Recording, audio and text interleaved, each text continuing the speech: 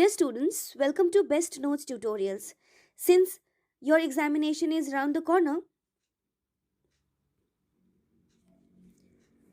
Dear students, welcome to Best Notes Tutorials. Since your examination is round the corner for both class 11th and class 12th, we are going to discuss different topics which are related to ASL, which is assessment of speaking and listening skills, then article writing, speech writing and debate writing.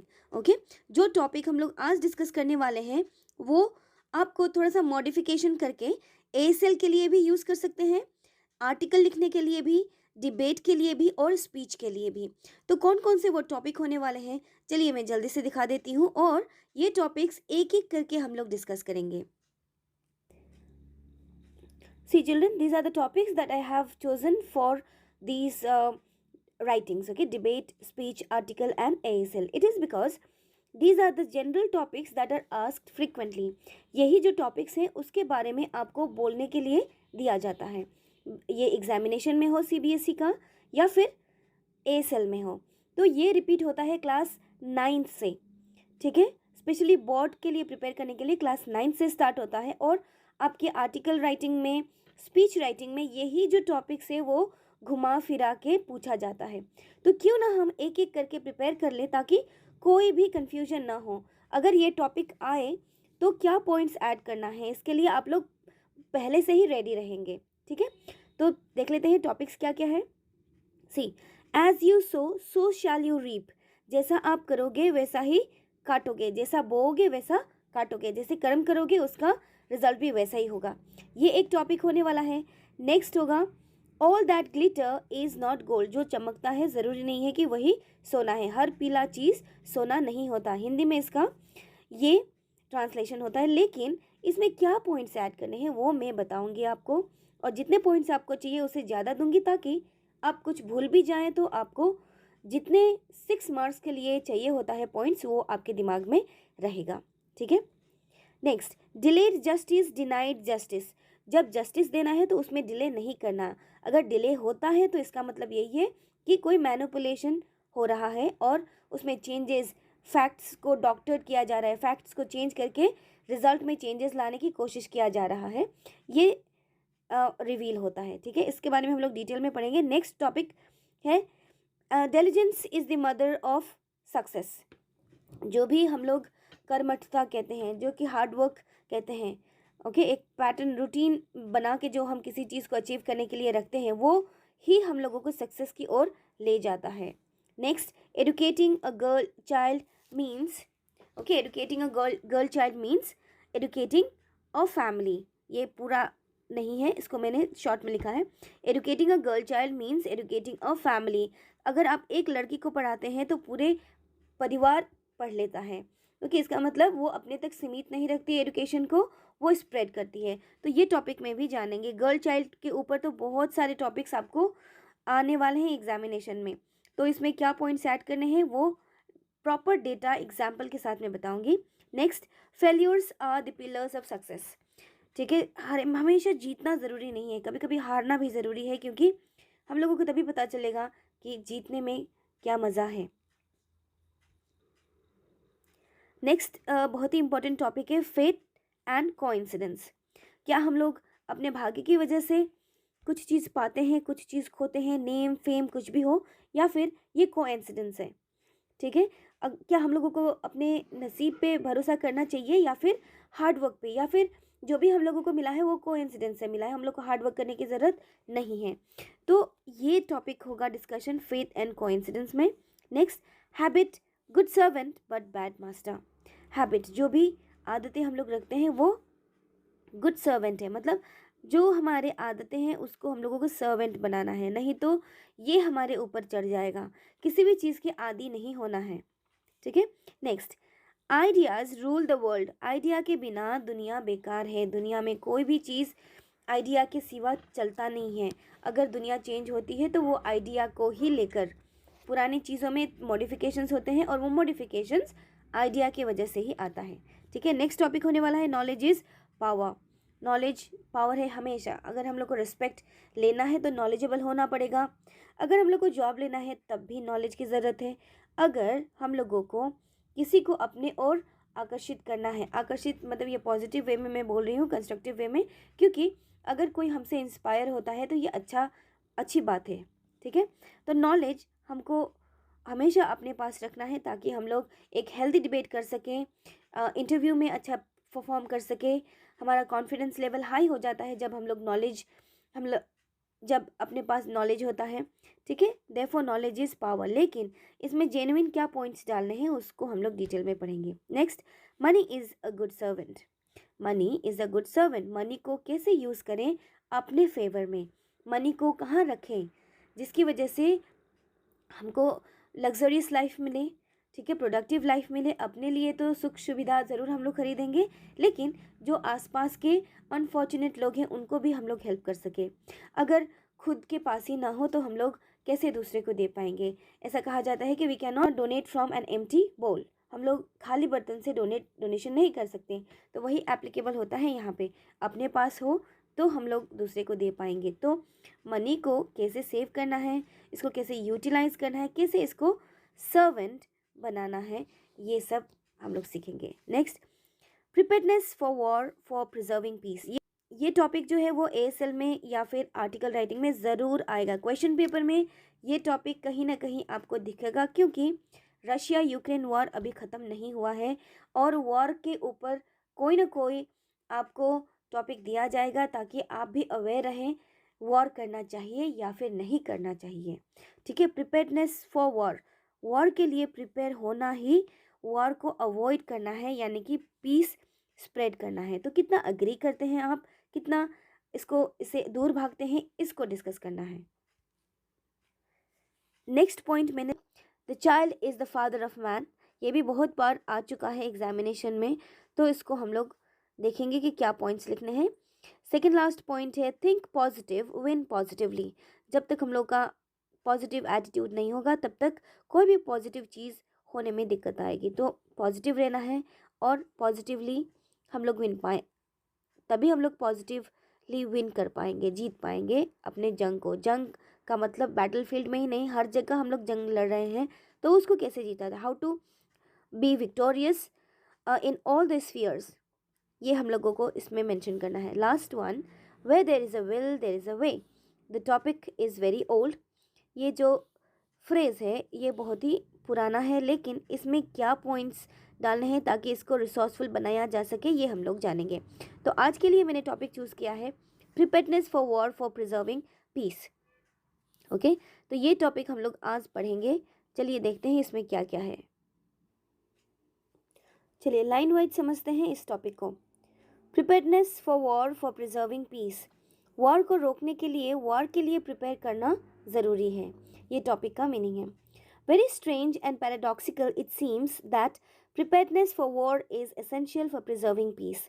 Paradoxical बातें हो रही हैं इस topic में, मतलब contradictory. एक तरफ हम लोग कह रहे हैं कि पीस प्रमोट करना है और उसी वक्त कह रहे हैं कि हम लोग को वॉर के लिए भी प्रिपेयर करना है, इसीलिए ये पैराडॉक्सिकल स्टेटमेंट है, ठीक है। But the saying appears to be true, for if a country be well equipped with all the modern war gadgets and weapons, other nations will have to think twice before taking any conflict with it. ये बहुत ही ज़रूरी है, दो contradictory लेकिन बहुत ही ज़रूरी है, क्योंकि अगर किसी कंट्री के पास मॉडर्न गैजेट्स और वेपन्स हो तो दूसरे नेशंस उसके ऊपर आंख उठाकर भी देखने में दो बार सोचेंगे। दूसरी ओर a weak nation becomes prey to the whims and aggressions of powerful neighbors.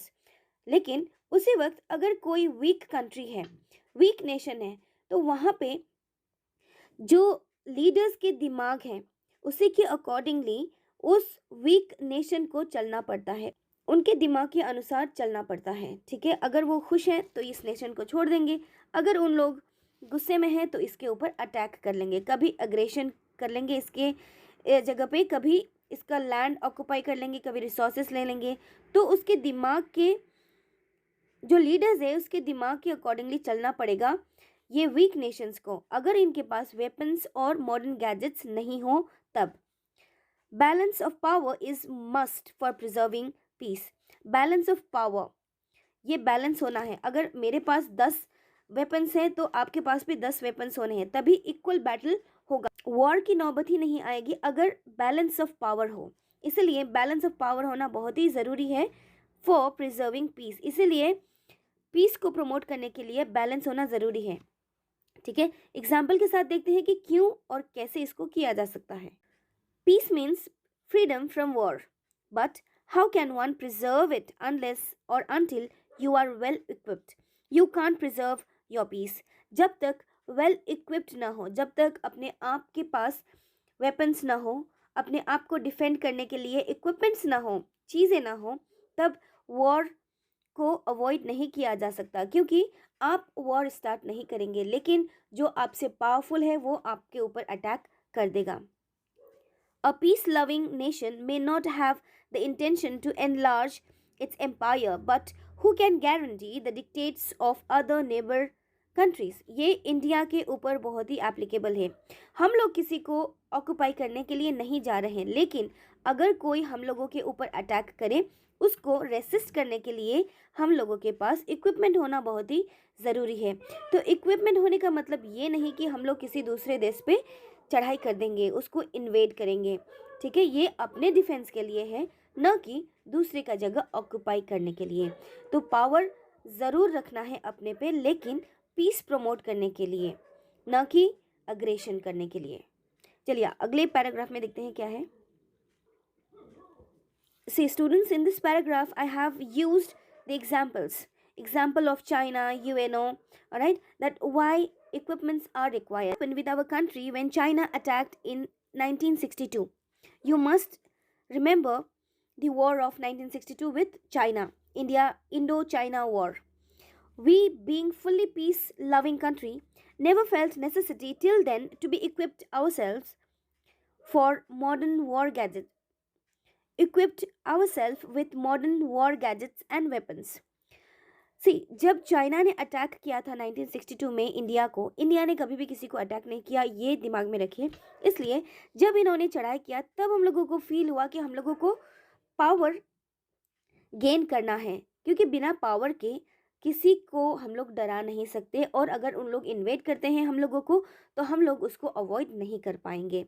ठीक है, China took the opportunity and attacked. China ने, हम लोगों के पास इक्विपमेंट नहीं है, वेपन्स नहीं है, इसका फ़ायदा लेके हम लोगों को अटैक किया।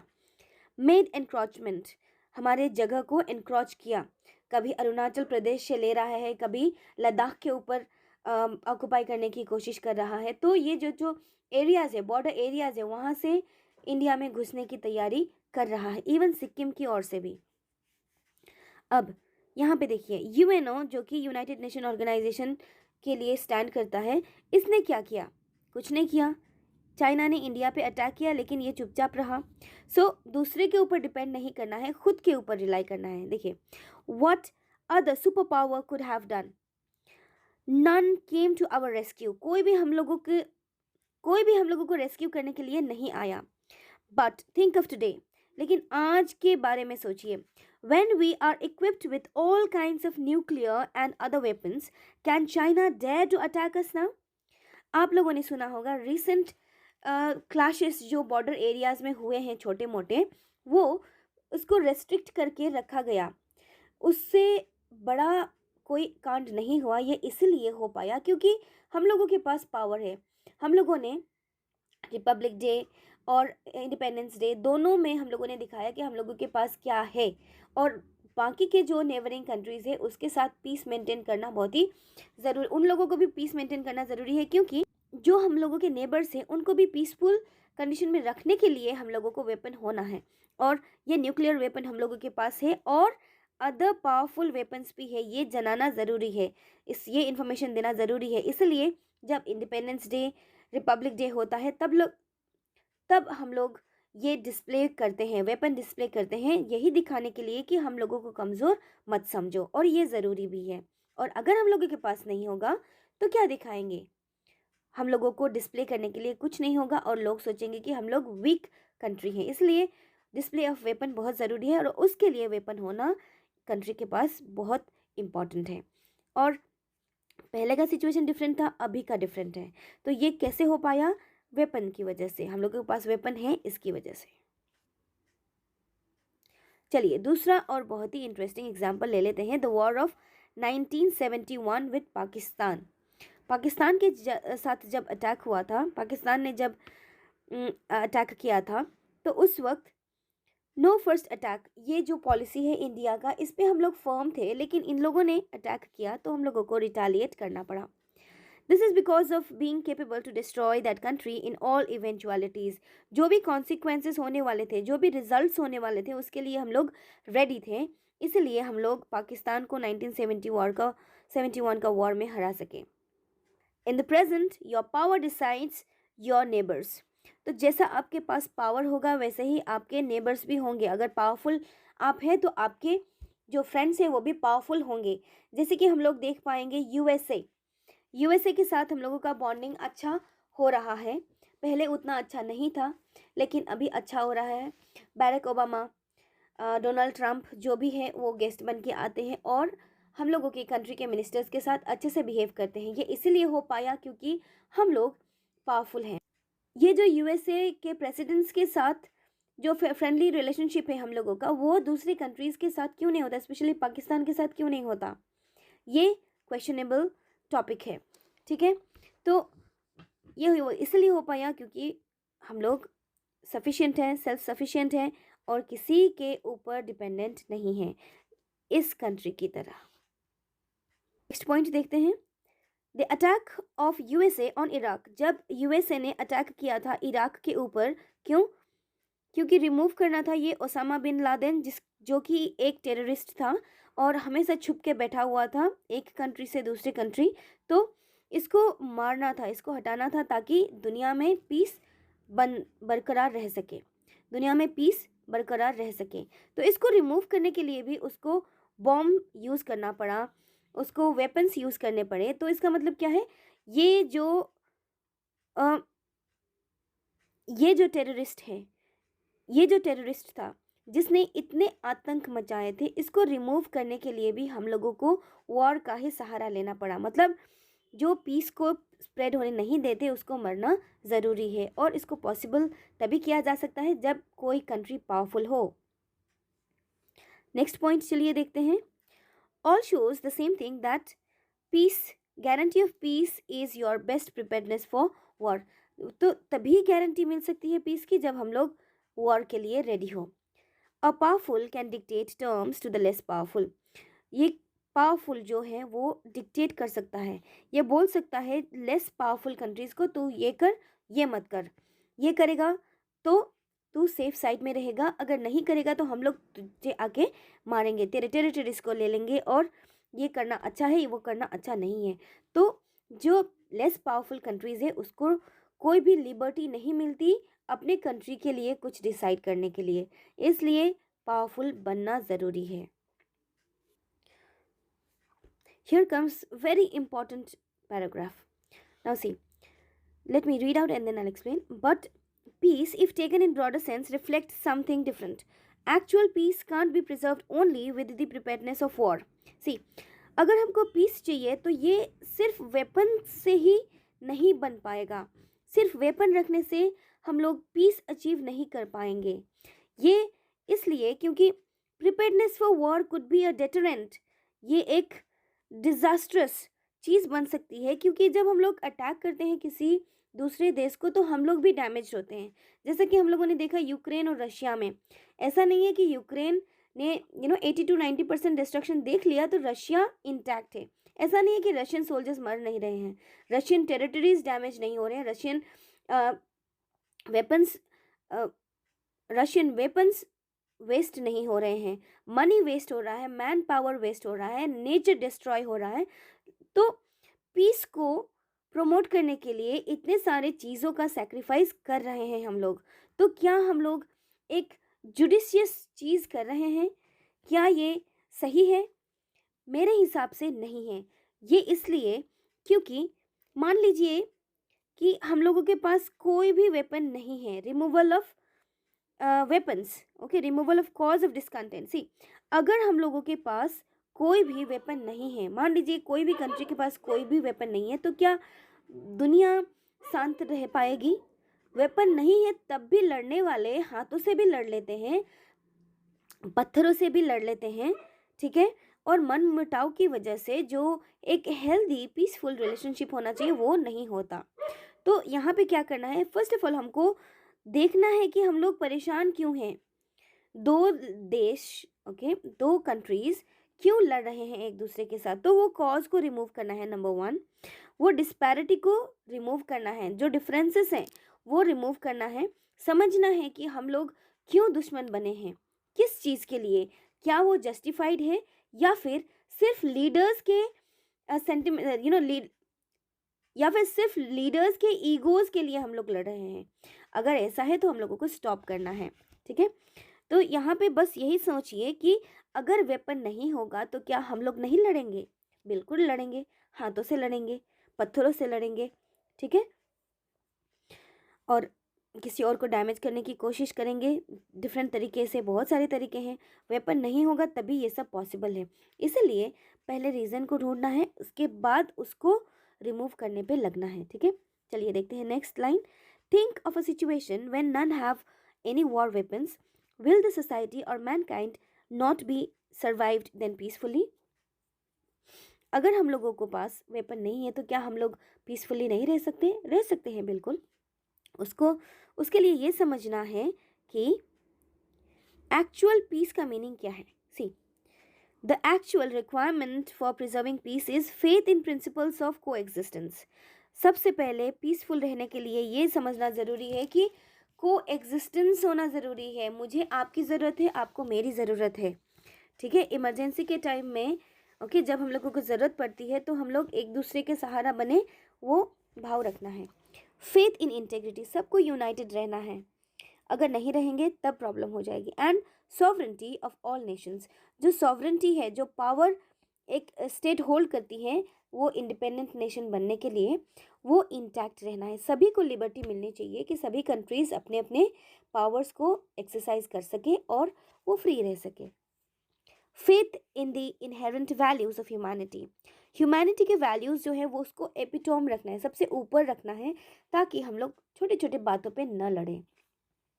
एंड मैनकाइंड, जो भी करना है अर्थ के भलाई के लिए करना है, for the betterment of earth and for the betterment of the people who live on it.